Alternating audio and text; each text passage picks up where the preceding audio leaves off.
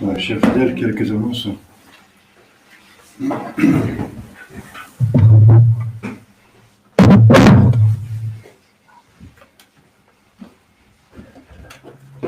Aujourd'hui, le premier dimanche de l'Avent, donc on commence une nouvelle année liturgique. Demain, Saint-André, apôtre, mardi de la féerie. Ce sont des féeries de 3e classe. Mercredi, Sainte Bibiane, Vierge et martyre. Jeudi, Saint François Xavier, confesseur, patron des missions. Vendredi, Saint-Pierre, chrysologue, évêque et docteur. Mémoire de la féerie de Sainte Barbe, Vierge et martyre. Samedi de la féerie, premier samedi du mois. Dimanche prochain, deuxième dimanche de l'Avent.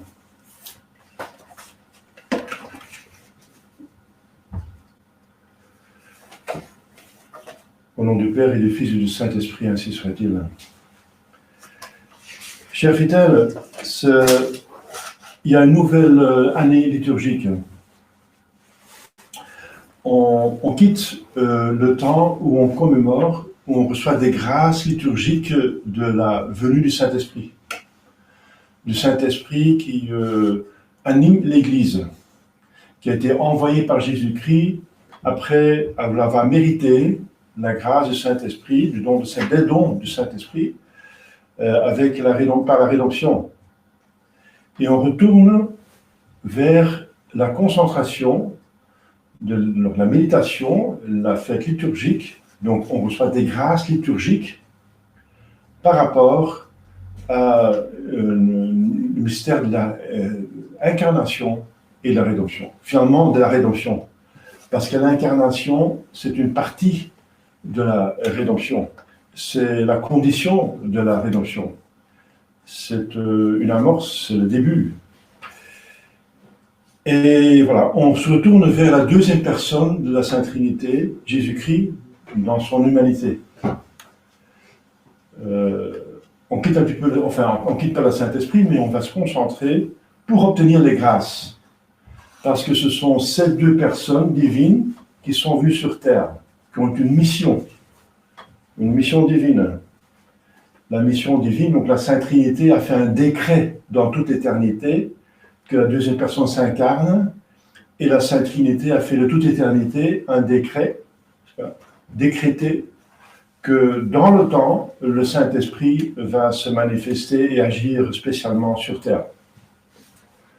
Donc le Père reste dans le ciel, façon de parler, je crois que Dieu est partout, mais je veux dire son action spécifique est attribuée à lui la création, donc créateur. Et pourquoi l'Église fait pareil? Bien sûr, la moitié de l'année liturgique, c'est le dimanche après la Pentecôte. Parce que c'est l'âme de l'Église, c'est ce qui anime, c'est actuel. C'est très actuel, c'est la troisième personne qui est parmi nous, qui est en nous. Et c'est elle qui rend l'Église indéfectible. C'est elle qui va sauver l'Église une xème fois, parce qu'humainement, dans cette crise, tout semble perdu. L'Église va vaincre parce que son âme est divine. Les pères de l'Église disent que l'Église c'est comme un ressort, de plus qu'on enfonce, de plus qu'il saute.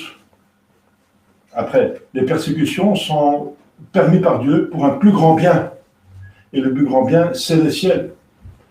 Le bien pourquoi Dieu a tout fait en dehors de soi-même, parce qu'en lui-même, il y a la vie de la Sainte Trinité, mais en dehors, la création, la rédemption, la providence, la sanctification, etc., c'est toujours uniquement en vue du ciel.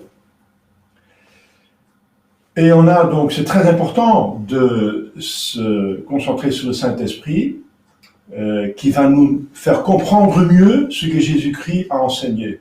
Et c'est pour ça que toute l'année, on étudie, on fait des prédications sur les évangiles. Ça s'appelle un sermon. Un sermon, c'est une prédication sur l'évangile. Et parce que le Saint-Esprit, justement, il va nous rappeler mieux ce que Jésus-Christ a dit. C'est ce que Jésus-Christ a promis. Il va vous rappeler tout ce que je vous ai enseigné. Il va vous donner la force. Donc, renforcer l'intelligence pour comprendre et la volonté pour exécuter. Mais la source de la venue Saint-Esprit est justement la deuxième personne qui va mériter, qui va l'envoyer. Et c'est pour ça qu'il faut la moitié de l'année se de nouveau concentrer sur la rédemption elle-même, qui est la racine. Parce que de plus qu'on se rapproche de la racine, de plus qu'on va profiter des fruits. Et la racine, c'est la rédemption, c'est le but, le pourquoi que Jésus est venu sur terre, c'est pour la rédemption. Propter nostam salutem descenite celis, on va le dire, on va le prier pendant la messe, dans le credo. Propter nostam salutem, c'est pour la rédemption que Jésus est venu sur terre. Donc l'incarnation, c'est pas juste Dieu qui vient parmi ses enfants, juste pour les rendre visite. Non, pas du tout. Propter, il est venu, il s'est incarné pour nous sauver. C'est le but qu'il a directement vu. C'est pour ça qu'on va voir à Bethléem, à Noël, qu'il va naître dans une étable. Il va directement prêcher avec ses actes. Parce que sa bouche est muette, il est infant, celui qui ne parle pas. In, c'est négatif, fali, c'est parler. Celui qui ne parle pas, et c'est le Verbe de Dieu qui va parler, mais pas avec sa bouche, mais avec ses actes. C'est beaucoup plus fort. Beaucoup plus fort. Prêcher le détachement des choses de la terre. Parce que ce n'est pas un attachement à une créature qu'on s'est détourné de Dieu. Détachement des créatures. Donc la grâce de Noël commence directement parce que, enfin, la grâce est toujours là, bien sûr, on a la grâce suffisante, toujours, la grâce actuelle, qui renforce la grâce sanctifiante. Elle est toujours là, la grâce, toujours, elle ne nous quitte jamais si on est le bon Dieu et on fait ce qu'il veut. Mais il y a des grâces particulières, c'est pas seulement une commémoration, comme disait Protestant, la liturgie. C'est pas seulement c'est une commémoration qui attire des grâces particulières et qui les réalise même par les sacrements. Les sacrements sont des signes qui vont réaliser la grâce qu'ils signifient. Eh bien, la grâce spécifique de l'Avent, c'est bien sûr la préparation à la première venue de Christ. Et c'est très facile, n'est-ce pas? Il faut voir ce que l'humanité, enfin, la bonne partie de l'humanité, parce que l'humanité est scisée en deux, les bons et les mauvais. Les enfants de Marie et les enfants du serpent, n'est-ce pas, qui sont en guerre. Je mettrai des inimitiés, dit Dieu au serpent, n'est-ce pas, qui représente le diable et tous ses enfants. Bien, donc, il y a donc cette partie, on va se tourner vers cette partie de l'humanité qui est de bonne volonté, qui a vu la misère du péché, la malice du péché. Comment? Par les conséquences qu'elle a provoquées. Les conséquences du péché sont énormes. Énormes. C'est toute la misère qu'on voit sur Terre, que vous pouvez... je ne vais pas l'expliquer parce qu'on est inondé par la misère maintenant. La crise dans l'Église, la crise dans le monde. Et les crimes, n'est-ce pas? C'est énorme. Les crimes et la misère, la souffrance, n'est-ce pas, qui était dans l'humanité pendant ces milliers de siècles qu'elle existe. Et tout ça a une seule source, c'est le péché. Parce qu'on était créé dans le paradis terrestre. Un paradis. Et on était destiné au paradis céleste. Il n'y avait pas de souffrance, rien, pas de misère. Zéro. Le seul effort qu'il fallait faire, c'est ne pas toucher de cet arbre de connaissance qui appartient à Dieu. Dieu décide ce qui est bon, ce qui est mal. Ça appartient à Dieu. Pas toucher. La seule chose. Et toute cette misère, il faudra méditer la misère. La misère pour comprendre mieux le péché, pour mieux le haïr, pour mieux s'en défaire, pour plus jamais le commettre, pour devenir saint, pour aller au ciel. Donc il faut une haine du péché. Il faut une haine du péché, absolument. C'est nécessaire. C'est l'amitié que Dieu même a créée. Je mettrai des inimitiés entre toi et la femme. La Sainte Vierge, c'est celle qui haït le plus de tous, qui est le plus, qui déteste le diable, n'est-ce pas, le péché, n'est-ce pas, tout ce qui est pécamineux, n'est-ce pas, elle est allergique au péché. Elle n'a rien à faire avec le péché. Elle a immaculée conception, jamais commis le péché. Par amour de Dieu, bien sûr. La haine, c'est le revers de l'amour. On déteste ce qui peut détériorer l'amour. Ce qui peut attaquer l'amour, on déteste. La haine, c'est indispensable si on aime. Si on aime, on déteste tout ce qui peut diminuer cet amour. Le péché. Et c'est ça la grâce de l'Avent, n'est-ce pas? Parce que Jésus va venir sur terre, eh bien, il faut se mettre, comme je viens de dire, avec ces milliers de millions, je ne sais pas combien, qui ont attendu Jésus-Christ.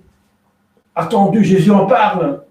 Les patriarches, Moïse a voulu voir mes jours, mais il ne les a pas vus. Abraham. Ils ont désiré, les patriarches. La Sainte Vierge a soupiré vers la venue du Messie. Saint Jean-Baptiste, il est mort pour le Messie. Il a vu le Messie. C'était sa joie. Le Simeon, qui était ça. La seule joie, c'est de voir le Messie avant de mourir. Eh bien, toutes ces personnes qui étaient avant, n'est-ce pas, ça commençait par Adam et Ève, qui ont regretté leur péché et qui ont voulu la réparation. Ils ont voulu ce que ça causait. Ils ont vu devant leurs yeux que ses propres enfants se sont entretués, n'est-ce pas? C'est le péché, n'est-ce pas, qui fait son entrée. Et pour comprendre la malice du péché, et pour mieux le haïr, n'est-ce pas, par amour de Dieu, si on déteste le péché, on ne va plus le faire. C'est une sainte chose de haïr le péché. Le monde vous fait accepter le péché, le rend acceptable, le rend même un droit. C'est un droit, le péché. Je ne vais pas spécifier les péchés dont je parle, mais parce que c'est tellement dégoûtant, n'est-ce pas? Il y a des péchés qui sont contre nature, n'est-ce pas, qui sont un droit. C'est le diable, c'est luciférien, n'est-ce pas? Il faut, de plus qu'on déteste les péchés, par amour de Dieu, bien sûr, de moins qu'on va le faire, le commettre, on va presque l'éviter automatiquement, n'est-ce pas? Parce qu'on ne va pas faire ce qu'on n'aime pas. Donc il veut mettre la haine dans sa main, c'est une grâce qu'il faut demander, n'est-ce pas? Il faut combattre, n'est-ce pas? Nous sommes dans une église militante. Il y a des ennemis. Voilà, donc ça c'est. Donc il faut préparer bien cette période de l'Avent en se mettant. C'est un temps de pénitence. Je vais vous donner la méditation de la gravité du péché. On va voir les conséquences que ça a donné dans l'histoire humaine. La gravité, n'est-ce pas? Les conséquences épouvantables. Ça se fait aussi, c'est une méditation dans la retraite de Saint-Ignace. Si vous avez fait la retraite de Saint-Ignace, c'est une méditation. On voit les conséquences du péché, et les conséquences les plus épouvantables, c'est l'enfer éternel. Épouvantable, inimaginable. Et deuxième élément qu'il faut méditer, c'est pas parce que Dieu est trop sévère, ou il n'est pas bon, au contraire, il n'est pas seulement bon, il est bonté. Il n'est pas seulement juste, il est la justice. La justice infiniment aimante, infiniment miséricordieuse, celle qui se penche sur la misère. Elle va condamner à un enfer éternel celui qui a fait un péché mortel dont il ne s'est pas converti. Et ça montre la gravité du péché mortel. C'est pas parce que Dieu est trop sévère, non, il est bonté, il a la bonté en personne, en trois personnes. En trois personnes même. Il a la bonté en personne. Il a la justice en personne. Il n'y a aucune justice. Donc il faut se diriger vers autre chose. Le X, l'inconnu, c'est la gravité du péché mortel. Et même du péché véniel, parce que le péché véniel va nous amener au péché mortel. Il faut faire de la guerre impeccable, totale, n'est-ce pas, avec toutes ses forces. Aimer le bon Dieu avec toutes ses forces, eh bien, c'est éviter avec toutes ses forces les péchés. Et c'est ça la grâce de l'Avent. La grâce de l'Avent, c'est être digne, n'est-ce pas, de recevoir Jésus-Christ. Parce que les anges vont chanter à Noël, n'est-ce pas, paix à tout homme de bonne volonté. Ça veut dire, il n'y a pas de paix à l'homme de mauvaise volonté. C'est la guerre. C'est la guerre, une guerre éternelle, une guerre impeccable. Vous savez où est-ce que cette guerre va s'arrêter? Eh bien, jamais. Parce que cette guerre va s'arrêter dans le ciel et dans l'enfer.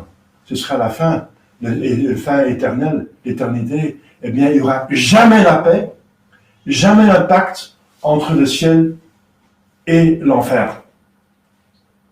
Il faut choisir dans quel camp vous allez maintenant. Eh bien, vous avez déjà choisi, c'est pour ça que vous êtes ici. Mais il faut être... Nous sommes faibles, n'est-ce pas?